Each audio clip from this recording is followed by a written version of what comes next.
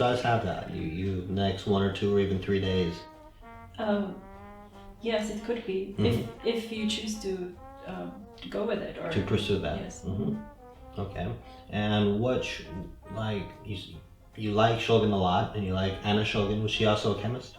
She was not a chemist. She was a writer, more as if kind of a profession, and a lay psychotherapist or psychologist. Okay. She was more interested into the application of. And she's continuing to, if not pursue her work, her husband has passed away. So what is she doing exactly? I would love to find out. I'm planning on visiting them. Her Oh, really? if I go to the US. Where is she? In California? In California, near San Francisco. Oh, really? Cool. Where you still live? Yeah, really. Do you know the name of the city that she's in? Sausalito or? It's called Lafayette. Yeah, of course I know Lafayette. Yeah. Really? Okay. Interesting. And I'm not sure what she's doing professionally right now, but in the Shogun's lab, there's some continuing work being done by colleagues, but perhaps less so intensely. Okay. I believe and sometimes talks and conferences, these kind of things. Okay, interesting. And are they still developing new chemicals or new compounds? I don't think at the farm, but I would. This is not for certain. And do you know if they're tolerated by authorities in the region, or are they not engaged in anything illegal?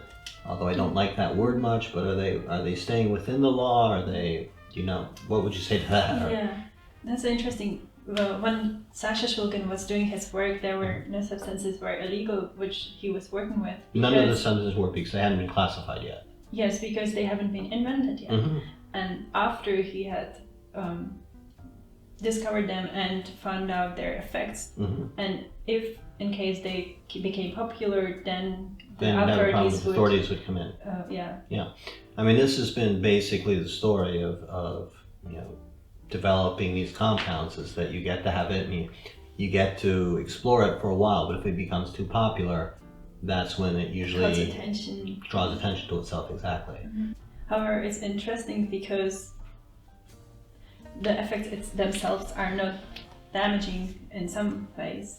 Some cases. Of course, most cases. So it shouldn't be the reason in and of itself for them to become illegal. And it's funny enough that in some countries now there exist certain analog laws when you have substances illegal, even though they have not been even synthesized or existed in the world, or we don't know their effects, and just because of their structural similarity with other things, they are just blanketly covered. We were just talking about tryptamines. Tryptamines have a chemical similarity to serotonin, or serotonin is a tryptamine. Yeah, so how can you have a law that is going to therefore make serotonin illegal?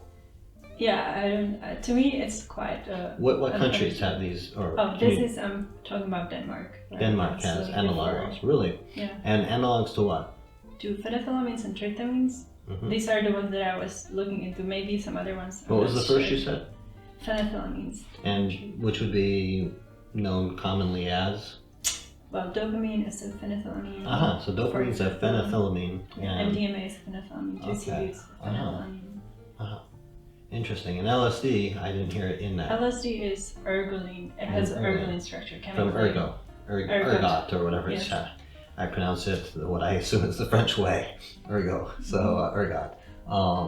And is there an analog law with that? I think it's covered because actually it has within the structure its tryptamine structure. Really?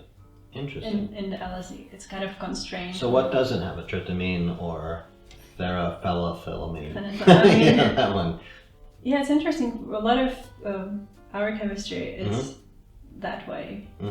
So if you were to take can you find things if you were to walk into a pharmacy that had similar to obviously I know there's tryptamines out there that are being used legally, but those have been made officially legal?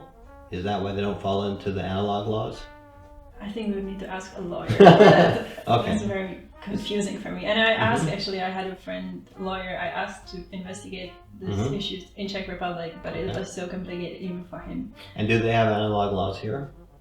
we do not have analog law. We have a list of substantive. Yeah, I've seen the list. It's pretty extensive actually. It has a lot of things that I haven't heard of, and I've heard of most things. I thought.